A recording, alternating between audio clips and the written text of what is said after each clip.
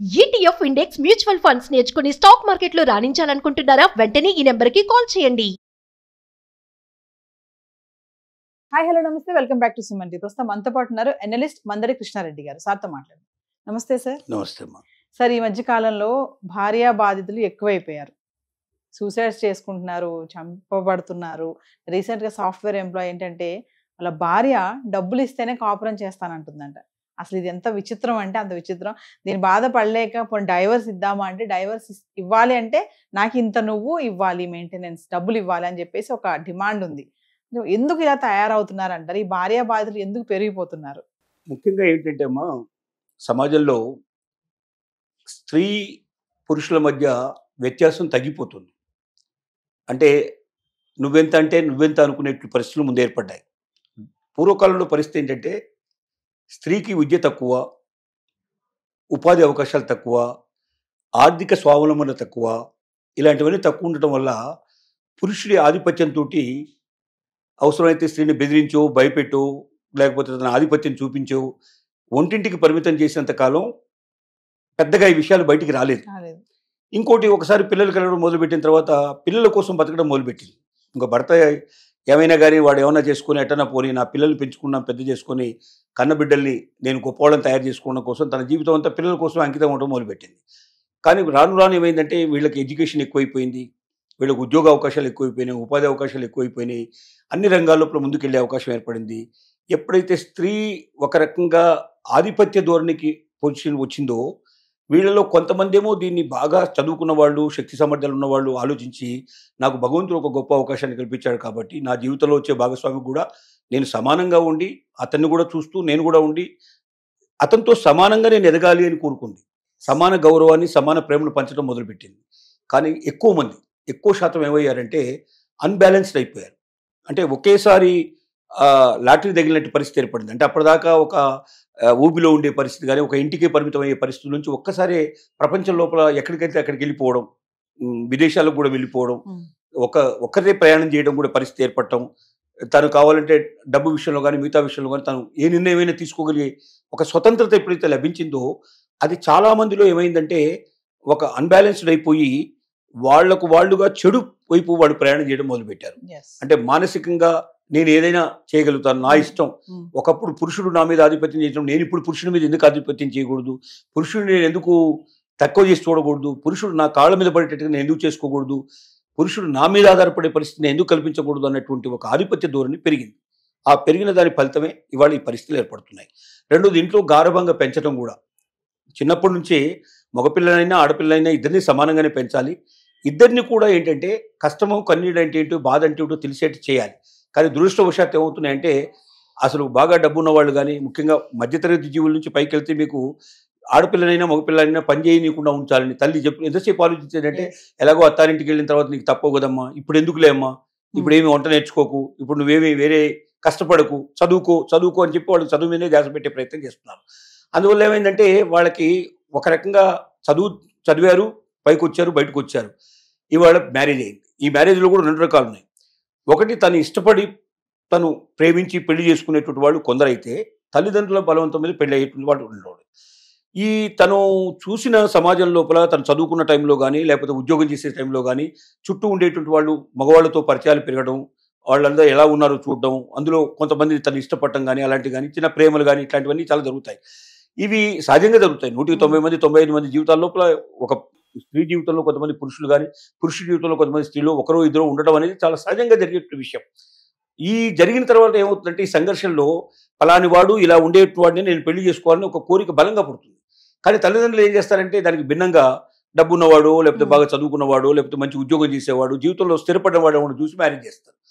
తప్పదమ్మా, ఇంకా నువ్వు ఇలా చేసుకోకపోతే కష్టం, నీ వెనక 2 3 చెల్లెళ్ళు ఉన్నారు, వాళ్ళందరికీ పెళ్ళిళ్ళు కావాలని చెప్పి బలవంతంగా మొత్తం మీద తోసేసే అవకాశాలు కూడా ఇక్కడ చాలా ఎక్కువ.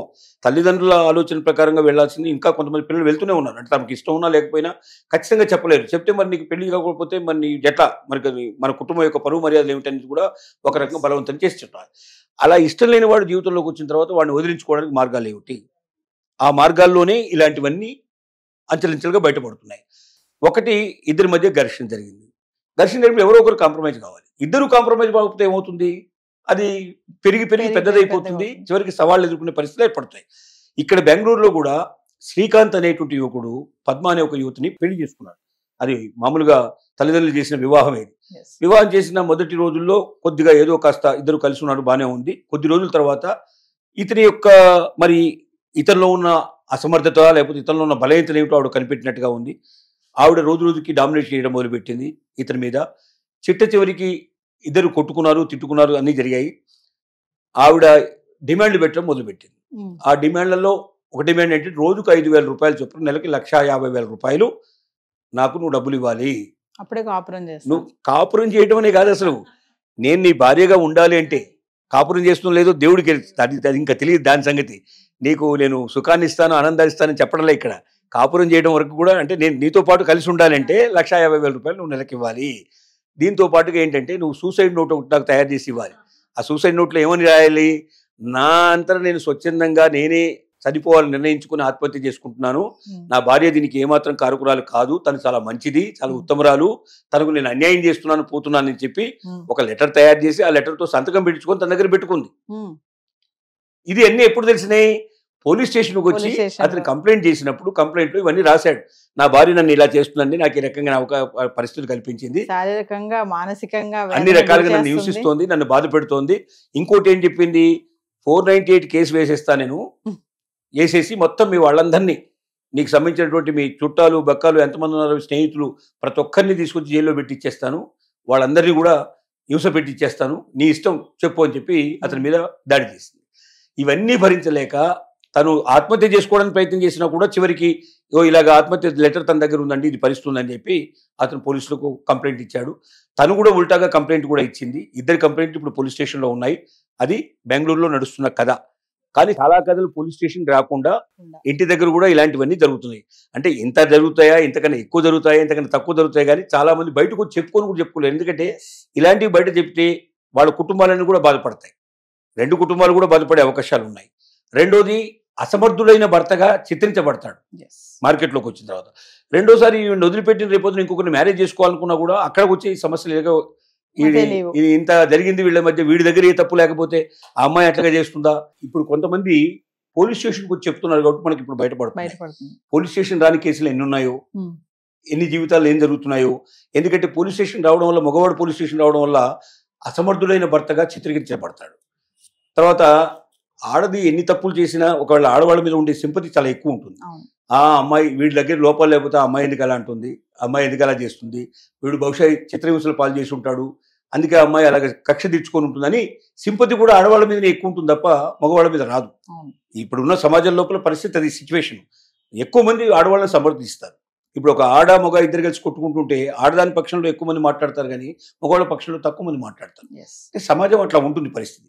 కాబట్టి ఇలాంటి పరిస్థితుల్లో బయటికి రాని కేసులు కొన్ని లక్షలు కోట్ల మీద ఉన్నా ఆశ్చర్యపడాల్సిన అవసరం లేదు. కొంతమంది ఇలా పోలీస్ స్టేషన్కి వచ్చి చెప్తున్నారు సార్. మనం రీసెంట్ గా చూసుకుంటే బెంగళూరు టెక్కి ఒక ఆయన అతుల్ సుభాష్ చూసుకోవచ్చు, సూసైడ్ నోట్ రాసేసి చనిపోవడము, సెల్ఫీ వీడియో తీసుకోవడం, రీసెంట్ గా మళ్ళీ భార్య భర్తని సుపారీకి చంపించడము. అంటే ఇదంతా కూడా ఒక కోణంగా చూసుకుంటే తల్లిదండ్రులు తప్పు కూడా ఉంది అంటే ఏమంటారు సార్ ఇందులో? మీరు ఇందాక అన్నారు అమ్మాయిలు ఇంకా ఆరాభంగా పెంచుతున్నారు అని చెప్పేసి కదా, మరి దీనికి తల్లిదండ్రులు కూడా ఒక రీజనే అంటే? తల్లిదండ్రులు తప్పనిసరిగా దీనికి బాధ్యులవుతారు. తమ పిల్లల పెంపకంలో జాగ్రత్త పడాలి. మనం పిల్లల్ని ఎంత సుఖంగా ఉంచాలని పెంచుతామో అంత వాళ్ళని మనం ఇబ్బందులు పాలు చేసినట్టు అవుతుంది. సుఖం కాదు, కష్టం వచ్చినప్పుడు, బాధ వచ్చినప్పుడు, కన్నీళ్ళు వచ్చినప్పుడు తట్టుకోవడం ఎట్లాగనేది మనం నేర్పిస్తేనే ఉంటుంది. రెండోది, విచ్చలవిడిగా డబ్బు ఖర్చు పెట్టడం అనేది మొదటి నుంచి నేర్పిస్తే ఆ డబ్బు కోసం వాళ్ళు ఏ పనైనా చేయడానికి సిద్ధపడతారు. ఆ డబ్బు దొరకనప్పుడు డబ్బు కోసం వేరే రకమైన అడవైన దారులు దొక్కడానికి ప్రయత్నం చేస్తారు. రెండోది, ఆడపిల్లను మగపిల్లవాడిని ఇద్దరిని సమానంగా పెంచడం నేర్చుకోవాలి. ఇద్దరిలో ఎవడు గొప్పవాడు, మగాడు చాలా గొప్పవాడు, వాడు ఏదో ఉద్ధరిస్తాడు, రేపొద్దున మమ్మల్ని సుఖపెడతాడు, మనం చూస్తాడంటే ఒక్కసారి మన చుట్టూ ఉండే సమాజాన్ని పరిశీలిస్తే మన ఇంటి పక్కవాడు, మన ఇంటి వెనక వాళ్ళు, మన ఇంటి ముందర వాళ్ళు ఎవరైనా తల్లిదండ్రులను ఆనందంగా శాంతిగా ఉంచేవాళ్ళు ఉన్నారా? భార్య పెళ్ళైన తర్వాత భార్యను తీసుకుని బయటికి వెళ్ళిపోయిన వాళ్ళే ఎక్కువ మంది కనపడతారు. 100కి 5 10 మందో తప్ప 100కి 90 మంది చేస్తున్న పని ఏంటంటే తల్లిదండ్రులను వదిలేతేవే. తల్లిదండ్రులకి ఏ రకంగా కూడా సాయంగా నిలబడే పరిస్థితులు కూడా లేదు ఇవాళ. అంటే జీవితం ఒంటరి జీవితానికి అలవాటు పడాల్సిన పరిస్థితి. మనం ఎంతవరకు బాధ్యత అంటే మన పిల్లల్ని ఒక కనీసం మినిమం చదువు వాళ్ళకి వచ్చేట్టుగా, మినిమం సంస్కారం వాళ్ళకి వచ్చేట్టుగా, మినిమంగా వాళ్ళు సమాజంలో నిలబట్టేట్టుగా చేయడం మాత్రమే మన ధర్మం తప్ప వాళ్ళ పై చదువుల కోసం మన ఆస్తులు అమ్మేసుకొని మనం అప్పులు చేసేసి వాళ్ళని ఏదో గొప్పవాళ్ళని చేయాలి, వాళ్ళని ఏ అమెరికానో పంపించాలి, ఏ లండనో పంపించాలి మనం అనుకుంటే చివరికి వాడు లండన్ పోతాడు, మనల్ని మర్చిపోతాడు. అంటే మనకేం ఉండదు చివరికి. మనం ఇక్కడ అడుక్కుంటూ ఉండాల్సిన పరిస్థితి ఏర్పడుతుంది, అడుక్కొని తిని బతకాల్సిన పరిస్థితి ఏర్పడుతుంది. వాడు మాత్రం హాయిగా దజ్జాలు వెలబెట్టే పరిస్థితి ఏర్పడుతుంది. రెండోది, చాలామంది ఏం చేస్తారంటే, మాకొక ఇద్దరు మనకు సేవలు చేయడం కోసం పుట్టినటువంటి వ్యక్తులు ఉన్నారు ఇద్దరు. వీళ్ళు తండ్రి తల్లి ఇద్దరు సేవ చేయడానికే ఉన్నారు. వాళ్ళ పని ఏంటంటే మనకు సేవ చేయడం కోసమే భగవంతుడు వాళ్ళని పుట్టించాడు. అంటే మన సేవకులు వాళ్ళు అనే భావంలో ఉండేవాళ్ళు ఉంటారు. ఆ భావం నుంచి బయటికి తీసుకురావాలి. వాళ్ళ వల్ల మనం పుట్టాము, వాళ్ళ వల్ల మనం పెరిగాము, వాళ్ళ విలువ ఇది. అమ్మ నాన్న లేకపోతే మన జీవితం లేదు, మన బతికే లేదు, మనం అసలు ఈ రోజున ఈ స్థితిలో మనం నిలబడే వాళ్ళం కాదని తెలిసేటట్టుగా వాళ్ళు చేయాలి తప్ప వాళ్ళని మా అతిగారాభం చేత మనం చెడగొట్టుకుంటే కూడా ఈ పరిస్థితులు ఏర్పడతాయి. రెండోది, ఇప్పుడు ఎప్పుడైతే మనం పిల్లల్ని బాగా విపరీతంగా స్వేచ్ఛ ఇచ్చేస్తామో వాళ్ళు మన మీద డామినేట్ చేయడం మొదలు పెడతారు. మన మీద డామినేషన్ ఎప్పుడైతే చేయడం నేర్చుకుంటారో వాళ్ళ భార్యల మీద కానీ భర్తల మీద కానీ వాళ్ళు డామినేట్ చేయడం ప్రారంభిస్తారు. అంటే ఆ డామినేషన్ ఎక్కడి నుంచి వస్తుందంటే మన ఇంటి నుంచే వస్తుంది. ఇంకోటి, మన పెళ్ళమ్మగుళ్ళ మధ్యలో కూడా ఎవరైతే పెద్దవాళ్ళ భార్యాభర్తల మధ్యలో కూడా డామినేషన్స్ నడుస్తుంటాయి ఇక్కడ. అంటే భార్య మీద అరవడం కానీ లేకపోతే భర్త మీద అరవడం కానీ. చాలా మంది బయటకు వచ్చినప్పుడు మా వారు అని చాలా గొప్పగా చెప్తారు. ఇంట్లోకి వచ్చేసరికల్లా వాడిని ముక్కిన పేరులాగా ఉంచేటట్టుగా చేస్తారు, డామినేషన్ చేసేస్తారు. ఈ డామినేషన్ చిన్నప్పటి నుంచి అమ్మాయిలు గమనిస్తూ ఉంటారు. అమ్మాయిలు గమనించి ఏం చేస్తారు, నేను కూడా నా ముగ్గురు మీద డామినేట్ చేయాలి కదా అని అనుకుని వస్తారు. ఇక్కడ వాళ్ళ నాన్నగారి మీద డామినేట్ చేస్తే నాన్నగారు ఏదో మాట్లాడకుండా ఉండి ఏదో పోనీ రాజీ పడే తత్వం ఈయనకు ఉండొచ్చు, కానీ అక్కడ వాడికి రాజీ పడే తత్వం ఉండకపోవచ్చు. అప్పుడేమవుతుంటే ఇద్దరు ఒకరికి కూడా ఎదిరించే పరిస్థితి. కాబట్టి పిల్లల పెంపకంలో చాలా జాగ్రత్త పడాలి. పిల్లల్ని పెంచేటప్పుడు ఎలా అంటే వాళ్ళు దేనికైనా తట్టుకోగలిగే పరిస్థితిలో ఉండాలి. మంచి ఏమిటో మనవతో నేర్పాలి, సమానత్వం అంటే ఏమిటో నేర్పాలి. ఇటువాడు తొందరపడినప్పుడు మనం తొందరపడకూడదు. ఇప్పుడు ఒక వ్యక్తి బాగా ఆవేశంగా ముందుకు వస్తున్నప్పుడు మనం కూడా ఆవేశపడితే ఇద్దరి మధ్య ఆవేశం పెరిగిపోయి అనవసరమైన రాద్ధాంతాలు జరుగుతాయి. అదే వాడు ఆవేశంగా ఉన్నప్పుడు మనం తగ్గి ఉంటాం అనుకోండి, కాసేపు కొంచెం సేపు తగ్గి ఉంటాలో తప్పలేదు. ఆ ఒక్క 2 నిమిషాలు 5 నిమిషాలు మనం ఓపిక పడితే అవతల వాడు ఆవేశం తగ్గిపోతుంది. ఆ తర్వాత నువ్వు తిట్టినా, నువ్వు చెప్పినా, నువ్వు గట్టిగా అరిచినా అవతల వాడు భరిస్తాడు. కానీ వాడు అరిచినప్పుడే మనం అరవడం మొదలు పెడితే ఇద్దరు అరుపులు పెరిగిపోతాయి, చివరికి అరుపులు మిగిలిపోతాయి, మనుషులు పడిపోతారు. అలాంటి పరిస్థితులు ఏర్పడతాయి. ఇలాంటి ఒక మంచి విషయం లోపల మంచి ప్రవర్తన, సత్ప్రవర్తన నేర్పించడం ఒకటి. రెండోది, మాటికి చాలామంది తల్లిదండ్రులు చేసే పెద్ద పొరపాటు ఏంటంటే, పెళ్ళై అత్తారింటికి వెళ్ళిన అమ్మాయి రోజు గంటకు మాట్లాడుతుంది. ప్రతి విషయంలో వీళ్ళు నిర్ణయం చేసేటప్పుడు వీళ్ళ సలహా తీసుకుంటుంది. ఇలా మీ ఆడబిడ్డ దాన్ని బాగా ఎక్కడ ఉంచాలి, అక్కడ కుక్కిని పెంచిలా ఉంచు అని వీళ్ళు చెప్తూ ఉంటారు. వీళ్ళ వాళ్ళు వస్తేనేమో బ్రహ్మాండం పట్టేట్టు ఏర్పడుతుంది. వాళ్ళు ఎవరిని వస్తే వాళ్ళని చాలా చౌకగా చూసే పరిస్థితి, చాలా హీనంగా చూసే పరిస్థితి, ఇలాంటివన్నీ నేర్పిస్తారు. ఏ తల్లులైతే ఈ పని చేస్తారో వాళ్ళ పిల్లల జీవితాలతో వాళ్ళు ఆడుకుంటున్నట్లు లెక్క. అంటే వాళ్ళు బ్రతుకుని హీనంగా చేయడానికి ప్రయత్నం చేస్తున్నట్లు లెక్క. ఒక్కసారి మ్యారేజ్ అయ్యి వెళ్ళిపోయిన తర్వాత వాళ్ళ నిర్ణయాలు వాళ్ళు తీసుకోవాలి, వాళ్ళ స్వతంత్ర నిర్ణయాలు వాళ్ళు తీసుకోవాలి. నీకు మంచి ఏదో చెడదో నీకు నేర్పించి పంపించావమ్మా, నువ్వే నిర్ణయం తీసుకో, నువ్వే నేర్చుకో అంటే వాళ్ళు తొందరగా నేర్చుకుంటారు. అందులోంచి ఎన్నో విషయాలు వాళ్ళకి తెలుస్తాయి. కానీ రోజు నువ్వు ఇక్కడి నుంచి ఫోన్లు చేసి, ఈ సెల్ ఫోన్లు వచ్చిన తర్వాతనే మొబైల్ ఫోన్ల వల్ల కొన్ని మంచి పనులు జరిగి ఉండొచ్చు, కానీ చాలా చెడు జరిగింది. ఎంత చెడు జరిగిందో అంత చెడు జరిగింది అన్ని విషయాల్లో. ఈ ఒక్క దాంట్లోనే కాదు, ప్రతి దాంట్లో చెడు జరిగింది. దీనివల్ల కుటుంబాలు నాశనం అయిపోయినాయి. కుటుంబ కలహాలలో భార్యాభర్తల మధ్య విడాకులు వచ్చే పరిస్థితి ఏర్పడింది, విడిపోయే పరిస్థితులు ఏర్పడ్డాయి. ముఖ్యంగా తల్లిదండ్రులు ఎక్కడో ఉండి అమెరికాలో ఉండేటువంటి అమ్మాయికి ఇక్కడ నుంచి ఇన్స్ట్రక్షన్స్ కూడా మొదలు పెడతారు. ఆ ఇన్స్ట్రక్షన్స్ ఫలితంగా అక్కడున్న పరిస్థితులు ఏమిటో వీళ్ళు అర్థం చేసుకోరు, దాన్ని పూర్తిగా స్టడీ చేయరు. టక్కున ఏంటంటే, నా బిడ్డ ఎప్పుడు పై స్థాయిలో ఉండాలి, అల్లుడు కింది స్థాయిలో ఉన్నా పర్వాలేదు, అల్లుడు కుటుంబం పాడైపోయినా పర్లేదు అని ఇలాంటి కొన్ని రకమైన చెత్త ఆలోచన చేయడం వల్ల వాళ్ళ కుటుంబాలతో ఆడుకుంటుంది ఎవరంటే పేరెంట్స్. కాబట్టి పేరెంట్స్లో మార్పు రానంత కాలం పిల్లల్లో మార్పు రావడం చాలా కష్టం. కాబట్టి ఇప్పటికైనా కళ్ళు తెరిచి పెంచేటప్పటి నుంచే పేరెంట్స్ చాలా జాగ్రత్త తీసుకోవాలి. పెరిగిన తర్వాత కూడా ఒకసారి వాడికి స్వతంత్ర జీవితం ఇచ్చిన తర్వాత వాళ్ళ జీవితంలోకి మనం అనవసరంగా కలగజేసుకుని ప్రయత్నం చేయడం అనేది కరెక్ట్ కాదు.